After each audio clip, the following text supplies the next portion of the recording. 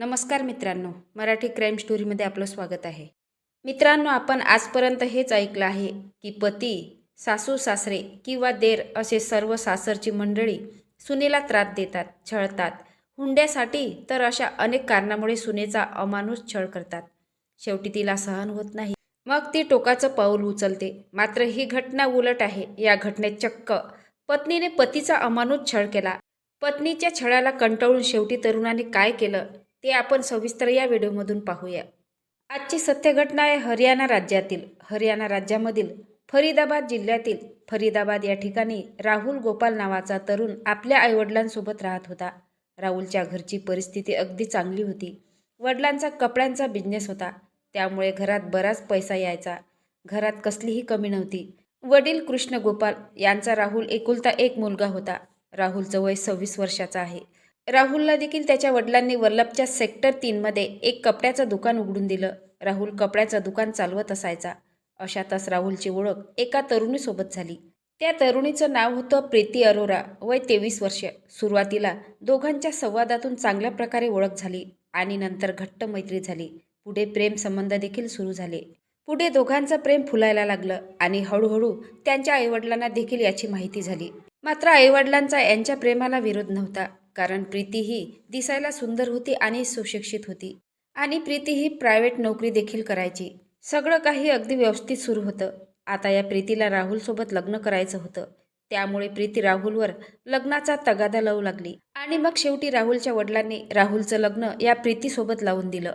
आता राहुल आणि प्रीती हे दोघे पती पत्नी झालेले होते. सुरुवातीचे 1-2 महिने नवीन संसार आनंदात सुरू होता. मात्र आता प्रीतीने आपलं खरं रूप रंग दाखवायला सुरुवात केलं.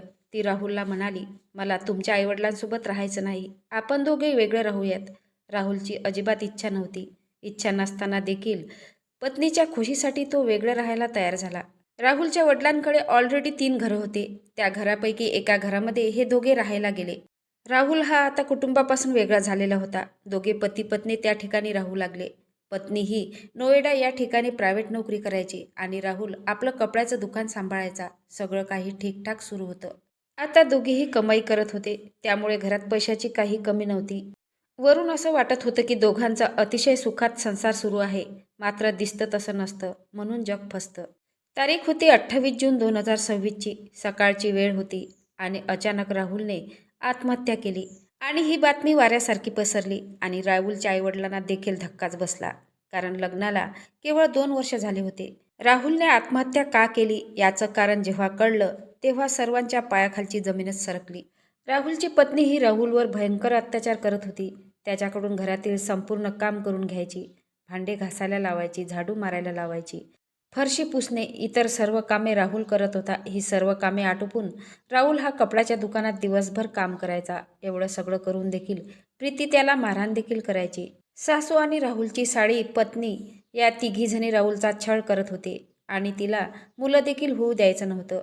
प्रीती राहुलला रोज म्हणायची, मला फिरायला घेऊन चला, काहीतरी बाहेर खायला द्या. घरी ती अजिबात स्वयंपाक करायची नाही. नेहमी बाहेरून जेवण बोलवायची. 2 ते 3 दिवस ती खुश राहायची. जोपर्यंत तिच्या सगळ्या मागण्या पूर्ण होईपर्यंत खुश राहायची. त्यानंतर ती पुन्हा राहुलसोबत भांडण करायची आणि त्याला मारझोड करायची. राहुल हे सगळं सहन करत होता. त्याला वाटायचं पत्नी आज ना उद्या सुधारेल. मात्र एवढं सगळं पत्नीसाठी करून देखील राहुलचा ती भयंकर छळ करायची. दिवसेंदिवस पत्नीचा छळ वाढत गेला. त्यामुळे राहुल पूर्णपणे कंटाळून गेला. एक दिवस तर प्रीतीने संपूर्ण मर्यादा ओलांडली. पावसाळा सुरू होता, त्यामुळे घराच्या अंगणात पाणी आलेलं होतं. तर प्रीती राहुलला म्हणाली, अंगणातील सर्व पाणी बाहेर काढा. त्यावेळी राहुल अंगणातील पाणी बाहेर काढू लागला. पाणी काढत असताना थोडं पाणी प्रीतीच्या अंगावर उडालं. या गोष्टीवरून प्रीतीने राहुलसोबत भयंकर वाद घालायला सुरुवात केली आणि लगेच बहीण आणि भावाला बोलावून घेतले. त्या सगळ्यांनी मिळून राहुलला भयंकर मारहाण केली आणि पोलीस ठाण्यात जाऊन राहुल विरुद्ध तक्रार दाखल केली. यामुळे राहुल पूर्णपणे हताश झाला, निराश झाला आणि या गोष्टीमुळे त्याने आत्महत्या केली. आत्महत्या करण्यापूर्वी राहुलचे सोशल मीडियावर इंस्टाग्राम अकाउंट होतं. त्या अकाउंटवर एक व्हिडिओ पोस्ट केला. त्या व्हिडिओमध्ये राहुलने पत्नीने कशाप्रकारे आपल्यावर अत्याचार केला आहे हे सर्व सांगितलेलं आहे. माझ्या पत्नीला सोडू नका, तिला कठोरात कठोर शिक्षा द्या, अशा प्रकारे सर्व गोष्टी राहुलने व्हिडिओमध्ये सांगितलेल्या आहे. राहुलचे आईवडील न्यायाच्या प्रतीक्षेत आहे. पोलिसांनी राहुलचा मृतदेह ताब्यात घेऊन पीएमसाठी पाठवून दिलेला आहे. पोलीस पुढील तपास करत आहे. मित्रांनो, या घटनेबद्दल तुमचं मत काय आहे ते नक्की कमेंट बॉक्समध्ये सांगा. नवीन असाल तर चॅनलला सबस्क्राईब करा, लाईक करा. भेटूया पुढल्या व्हिडिओत. जय महाराष्ट्र.